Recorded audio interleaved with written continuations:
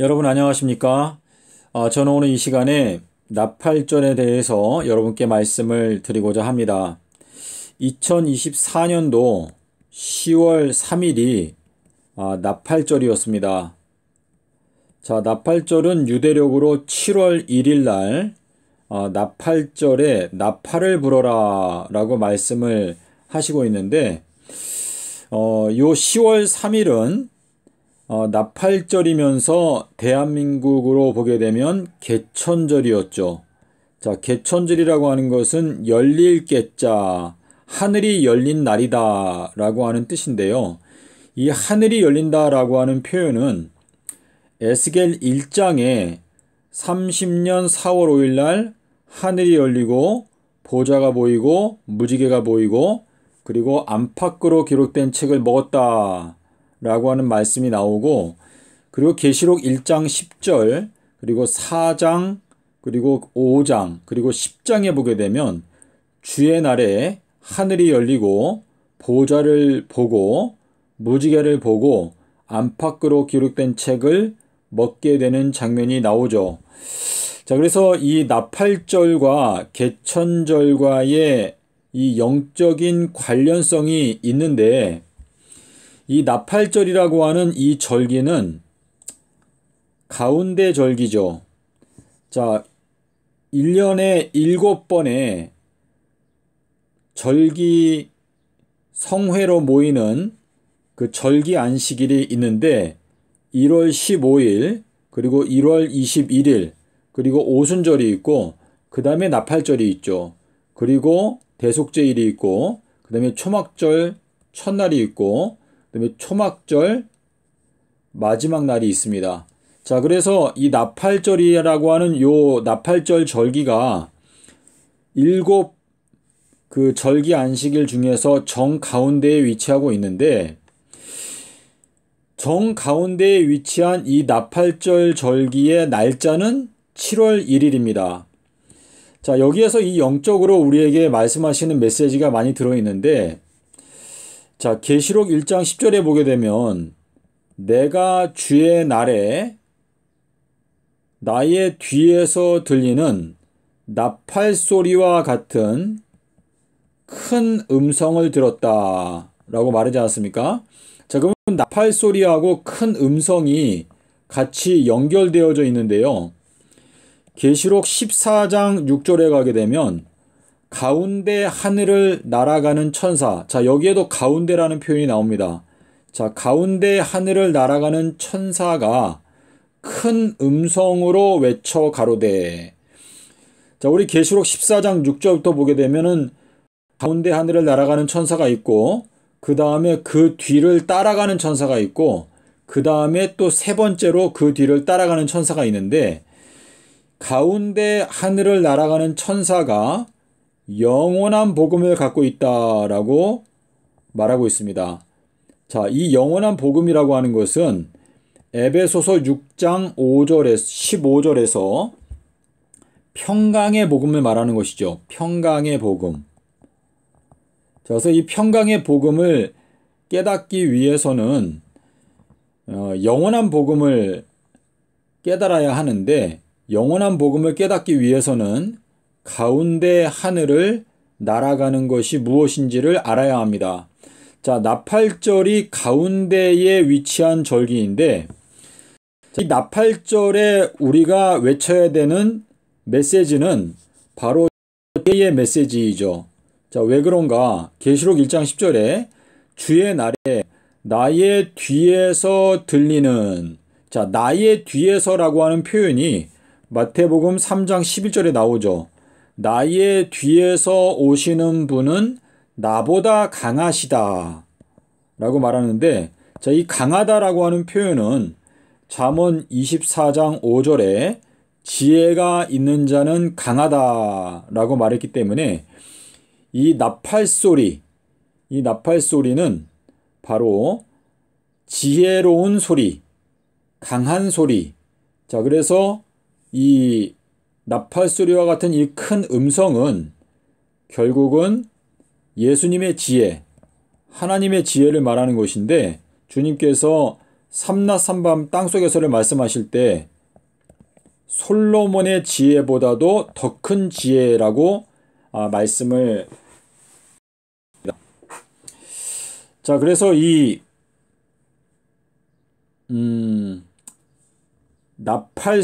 나팔절은요, 레위기서 23장에 보시면 이 나팔절을 하나님께서 말씀하실 때 거기에서 우리가 얻을 수 있는 단서는 여호와께서 가라사대라고 하는 단서하고 여호와께서 모세에게 일러 가라사대.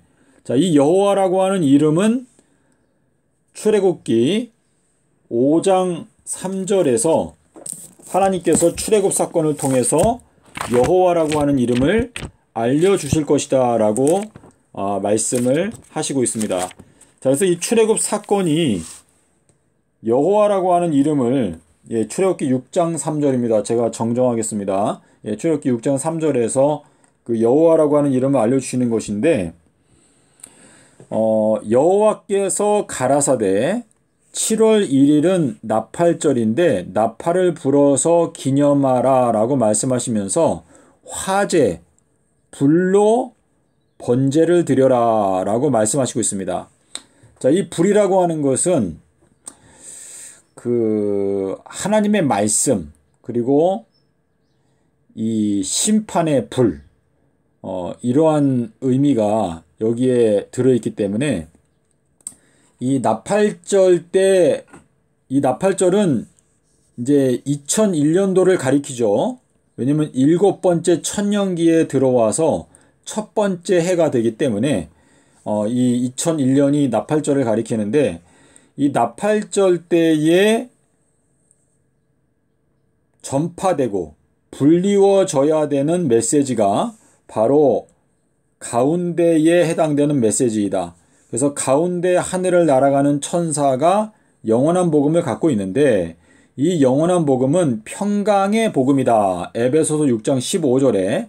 자, 근데 이 평강의 복음은 예수님께서 제3일에 부활하신 것이 바로 평강의 복음이다. 예수님께서 제3일에 부활하셔서 너희들에게 평강이 있을지어다.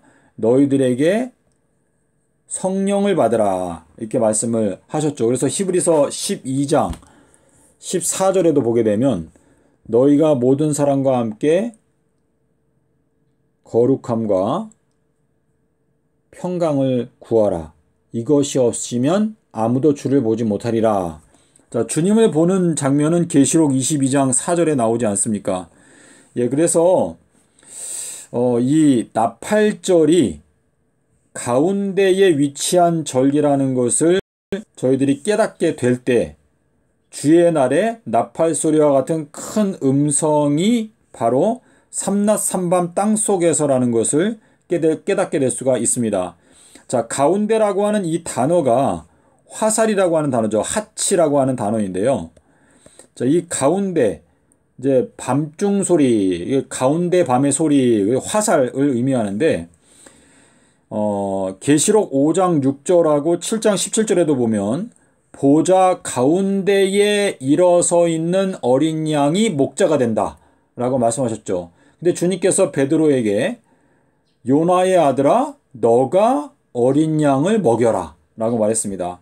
그래서 요나의 아들인 베드로로부터 양식을 받아 먹게 되는 그 어린 양은 보좌 가운데에 일어서게 되는 어린 양인데, 그 보좌 가운데에 일어서 있는 어린 양이 목자가 된다. 그래서 그 어린 양이 생명수 샘으로 양들을 인도한다 라고 말씀을 하시고 있는데요.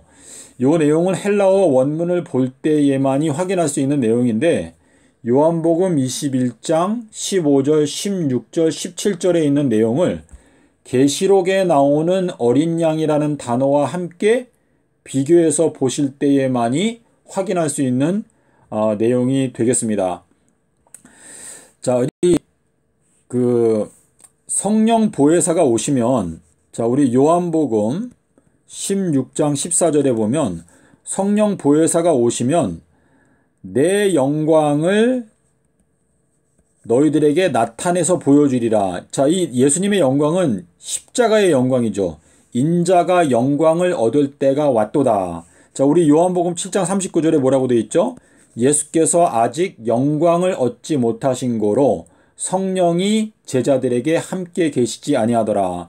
자, 그래서 이 영광은 십자가의 영광인데 성령 보혜사가 오시면 그 십자가의 영광을 너희들로 하여금 깨닫게 해줄 것이다 라고 말씀을 하셨는데요. 이 영광은 에스겔서 1장 18절에 보면 그 보좌의 영광은 바로 무지개와 같다라고 말하고 있습니다.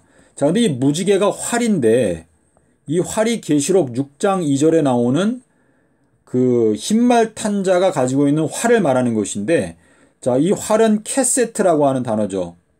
자, 이 캐세트라고 하는 이 활, 무지개, 내가 구름 속에 무지개를 숨겨 놓았다. 그래서 이 무지개를 발견해라. 그러면 이 무지개가 예수님의 영광이다. 자, 근데 계시록 4장 3절에 가면 여기에 보니까 무지개가 나오는데 이 무지개 그 빛깔이 녹보석과 같다라고 말합니다. 자, 근데 이 녹보석은 히브리어로 바라크라고 하는 단어인데요. 바라크트. 자, 이 바라크라고 하는 요 녹보석은요, 번개를 뜻합니다. 번개. 자, 근데 이 번개는 등불이라고 말했습니다. 등불. 자, 누가복음 11장 36절에 보시면 등불에서 번개빛이 흘러나온다라고 말씀하셨는데, 자, 우리 스가랴서 10장 1절에 보게 되면 늦은 비. 자, 이 늦은 비는 번개가 함께 동반돼서 온다라고 말합니다. 자, 그래서 이 지금 현재 저희가 늦은 비를 기다리고 있다. 성령 보혜사를 기다리고 있다. 모든 기독교인들이 늦은 비를 기다리고 있죠. 자, 이 늦은 비는 번개 메시지를 말하는 것인데 이 번개가 녹보석을 뜻하고 이 녹보석이 무지개의 빛깔이다라고 말을 하고 있기 때문에, 자, 무지개는 활이죠. 근데 활로 쏘는 무기가 화살입니다. 근데 화살이 가운데를 뜻하고 화살은 수요일 십자가 진리를 가리키기 때문에 예수님께서 에스겔 1장 1절에서 말하는 대로 서기 30년 4월 5일 날 십자가에서 죽으셨다, 수요일에 죽으셨다라고 하는 그 진리를 깨닫는 사람이 안팎으로 기록된 책을 먹을 수 있다라고 하는 메시지가 거기에 들어있음과 동시에 지금 그 인자가 능력과 큰 영광으로 오리라. 인자가 능력과 큰 영광으로 온다라고 말할 때 많은 사람들은 이거를 가시적인 영광으로 생각하는데 이 영광은 십자가의 영광, 바로 예수님께서 수요일 날 십자가에서 죽으셨다라고 하는 이 진리가 바로 인자가 영광으로 온다라고 하는 그 영광을 말하는 것이고, 여기에서 말하는 이 능력은요, 복음은 모든 믿는 자에게 구원을 주시는 하나님의 능력이 된다. 그래서 이 여기에서 말하는 이 능력은 복음의 능력을 말하는 것인데 로마서 1장 17절에 나오죠. 그래서 이 복음의 평화의 복음, 그러니까 평화라고 하는 것은 예수님께서 아비벌 18일 날 부활하셨다라고 하는 이 진리가 바로 평화의 복음인데, 이 평화의 복음을 깨닫는 것이 바로 능력을 받는 것입니다. 능력. 예, 그래서 지금 이 성령 보혜사, 늦은 비와 성령 보혜사는 서로 연결되어져 있지 않습니까? 그래서 요한복음 14장 26절하고 27절하고 29절이 중요한데요. 자, 여기에 보게 되면 이렇게 말했어요. 성령 보혜사가 오시면 내가 너희들에게 한 말들을 모두 생각나게 해줄 것이다 라고 말씀을 하셨는데, 27절에서 내가 너희들에게 평강을 줄 것이다. 근데 이 평강은 세상이 주는 평강과 같지 않다라고 말씀을 하시고, 29절에서 내가 이 성령 보혜사가 와서 너희들에게 평강의 진리를 가르쳐 주는 것을 미리 말하는 이유는 그것이 이루어질 때에 너희로 믿게 하려 함이다. 자, 누가복음 18장 8절에 뭐라고 말했죠? 인자가 올 때에 이 세상에서 믿음 있는 자를 과연 발견할 수 있겠느냐?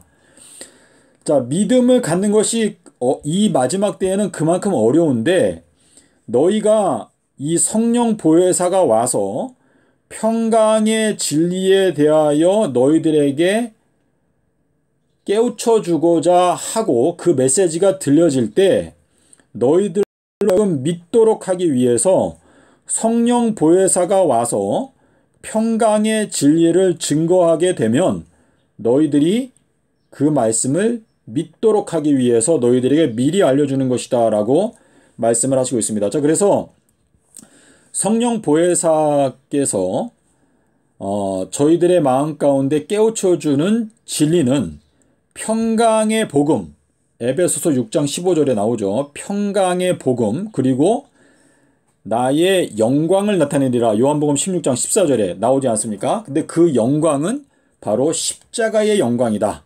그리고 그 십자가의 영광은 무지개의 영광이고 에스겔 1장 18절에 나오죠. 그게 에스겔 1장 18절에 왜 무지개의 영광이 나올까? 그러니까 에스겔 1장 18절도 결국은 제가 잠깐 펴보겠습니다.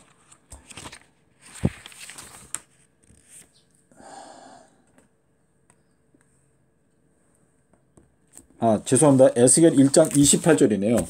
에스겔 1장 28절에 그 여호와의 영광이 나오는데 무지개와 같다라고 말하는데 그 무지개가 활을 뜻하기 때문에 예수님께서 수요일 날 십자가에서 죽으셨다라고 하는 그 진리가 바로 재림의 영광 또는 주님의 보좌의 영광, 그래서 내 영광을 나타내리라 라고 하는 그 말씀이 바로 그 십자가의 영광을 의미하는 것입니다. 제가 만든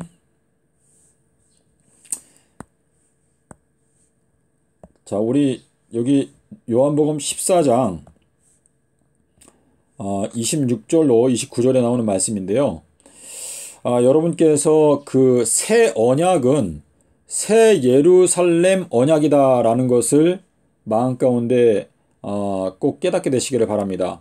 그래서 민수기 25장 12절에 보면 평강의 언약이다라고 나오고 예레미야 29장 11절에 보게 되면 예레미야가 바벨론의 포로로 잡혀가 있는 이스라엘 자손들에게 여러분께서 바벨론에서 70년만 꾹 참고 기다리면 70년이 차게 될 때 하나님께서 여러분을 예루살렘으로 돌아오게 할 것이다 라고 전파할 때 하나님께서 내가 너희들을 향하여 갖고 있는 생각은 재난이 아니라 살렘이다. 새 예루살렘이다 라고 말씀을 하시는데 그게 바로 언약이죠. 언약. 내가 너희들을 평강의 도성 가운데 살도록 하겠다. 그것이 이제 언약인데 거룩한 영이 오시면 자 여기 거룩이라고 나오죠. 너희에게 평강의 진리를 가르쳐 주시리라. 이것을 너희에게 미리 말하는 이유는 이 일이 이루어질 때에 너희로 믿게 하려 함이라. 자, 거룩이라는 말 그리고 평강, 살렘이 나오는데 거룩한 평강을 선포하신 그 날짜가 바로 아비벌 18일이었습니다. 유일한 영생의 길, 삼낮 삼밤 땅속에서 예수님께서 수요일에 십자가에서 죽으시고 일요일에 부활을 하셨습니다. 자, 우리 다니엘서 12장 7절에 있는 내용을 히브리어 원어로 보게 되면 한때와 때와 절반이라고 나오죠. 절반. 근데 요 절반이라고 하는 요 단어 때문에 우리가 깨닫게 되는 것은 2026년 9월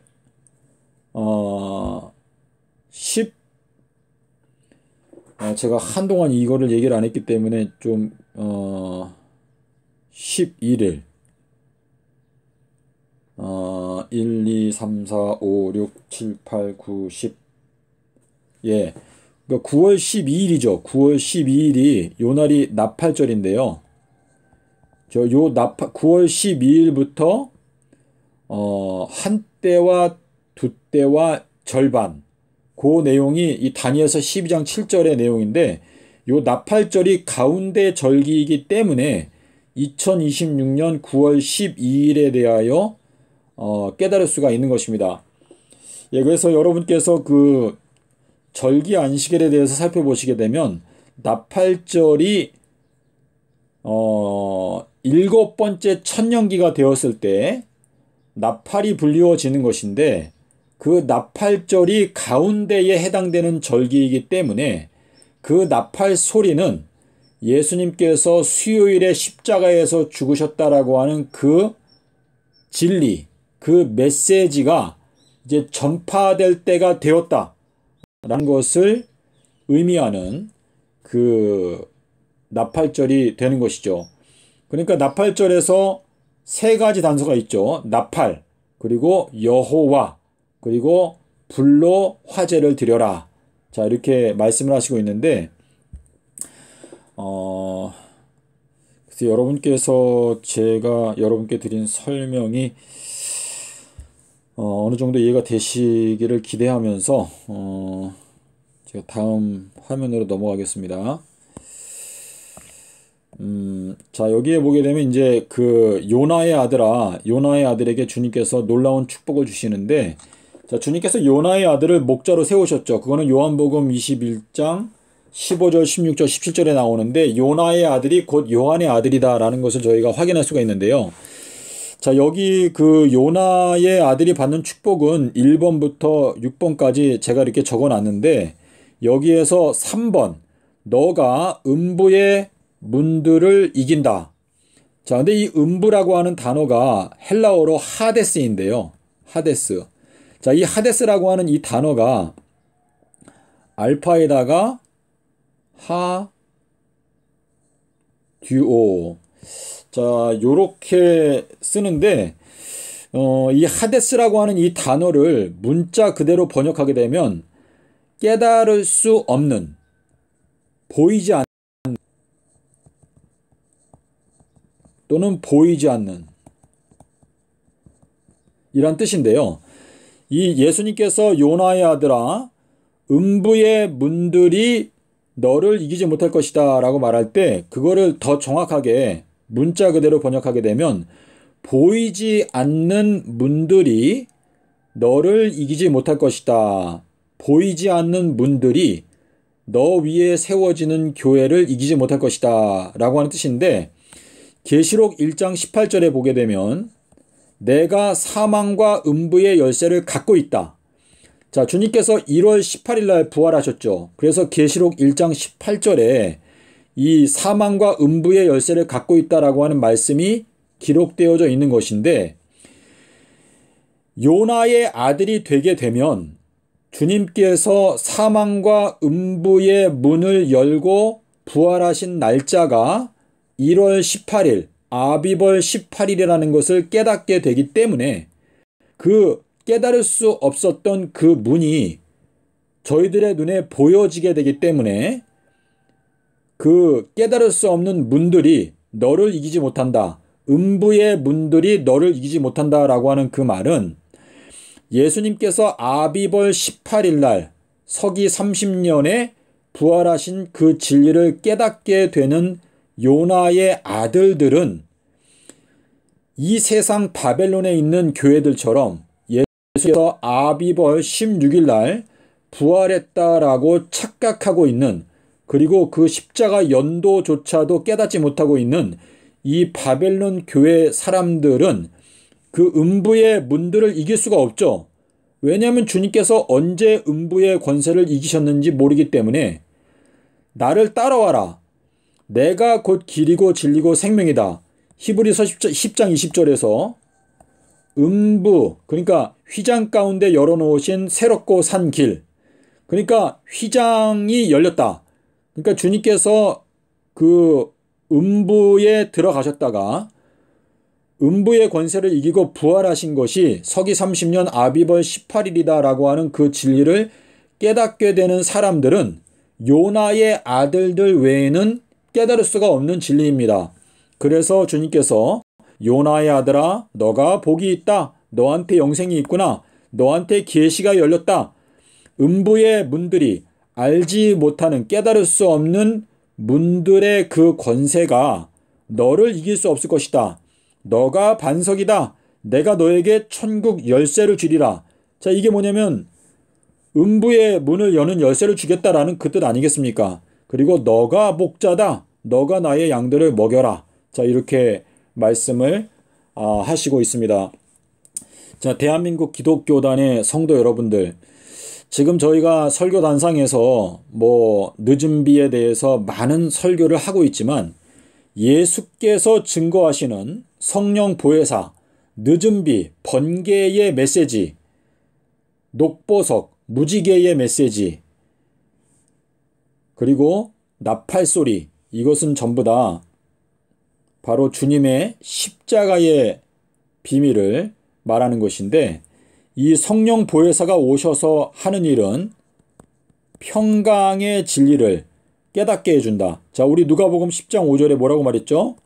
너희가 어느 누구에게 전도하러 가든지 가장 최우선적으로 반드시 깨닫게 전파해 줘야 되는 진리가 바로 평강의 진리이다. 자, 주님께서 요나의 표적을 말씀하실 때에도 똑같이 말씀하셨습니다. 평강에 대해서 전파해라. 자, 그리고 두 번째는 보혜사 성령이 오셔서 내 영광을 너희들에게 나타내 보여주리라. 이 영광은 바로 무지개의 영광, 십자가의 영광이다. 인자가 영광을 얻을 때가 왔도다. 그래서 십자가, 사도 바울이 고린도전서 2장 1절 2절에서 뭐라고 말했죠? 나는 예수님의 십자가 외에는 아무것도 알지 아니하기로 작정하였다라고 말을 하고 있습니다. 제가 여러분께 자, 그래서 우리 요 내용은 과거 동영상에서도 말씀을 드렸었는데요. 이 복음은 딱 하나밖에 없는데 예수님께서 제3일에 부활하신 것이 복음이죠. 근데 복음은 예수 그리스도의 계시로 말미암아 깨닫는 것이 복음입니다. 근데 복음은 바로 예수님께서 아비벌 18일 날 부활하셔서 사망과 음부를 이기신 것이 바로 복음입니다. 아비벌 18일 날 거룩한 살렘을 주님께서 선포하셨죠. 그래서 주님의 몸된 교회 성도들도 AD 3030년에 사망과 음부가 불못에 던져지는 축복을 받게 됩니다. 그리고 AD 3030년에 거룩한 살렘이 이제 내려옵니다. 그래서 예수님의 십자가 사건 속에 이 비밀이 들어있다라는 것을 알 수가 있는데, 자, 요 내용만 말씀드리고 마치겠습니다. 이사야서 9장 6절에 보시게 되면 한 아기가 우리에게 낳고 한 아들을 우리에게 주신 바가 되었는데 그의 어깨에는 정사를 메었고 그의 이름은 기적이라. 그리고 이제 모사라라고 말했는데요. 이 모사가 이제 보혜사라고 하는 뜻인데, 이 모사는 모략 또는 계획 이러한 뜻인데요. 이 모사라는 단어가 아인에다가 그리고